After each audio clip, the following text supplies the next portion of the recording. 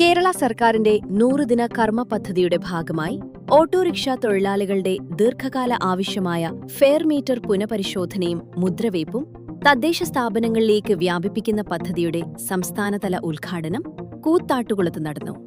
Municipal chairman Reji John അധ്യക്ഷത വഹിച്ച പരിപാടി ഭക്ഷ്യവകുപ്പ് മന്ത്രി അനൂപ് ജേക്കബ് ഉദ്ഘാടനം ചെയ്തു. പഞ്ചായത്തിലേക്ക് അതിന് ക്യാമ്പ് വെച്ച് കഴിഞ്ഞാൽ പലപ്പോഴും വളരെ ദൂരേക്ക് യാത്ര ചെയ്യേണ്ട സാഹചര്യങ്ങൾ ജില്ലാ ആസ്ഥാനങ്ങളിലേക്കോ താലൂക്ക് ആസ്ഥാനങ്ങളിലേക്കോ ഒക്കെ കടന്നു പോകേണ്ടതായിട്ടുണ്ട്.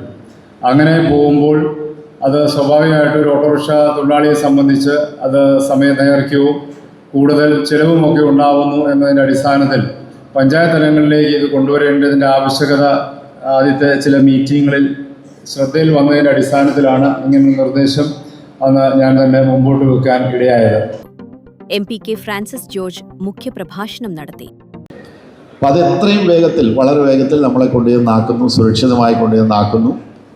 നമ്മുടെ നാട്ടിലെ റോഡുകളുടെയൊക്കെ സ്ഥിതി നമുക്കറിയാം. വളരെ തിരക്കുള്ള സമയത്ത് ഈ ട്രാഫിക്കിനിടയിലൂടെ നമ്മളെ വളരെ വേഗത്തിൽ കൊണ്ടുചെന്നാക്കുന്നത് നമ്മളുടെ ഈ പ്രിയപ്പെട്ട ഓട്ടോറിക്ഷ തൊഴിലാളികളാണ്, ഈ സഹോദരന്മാരാണ്.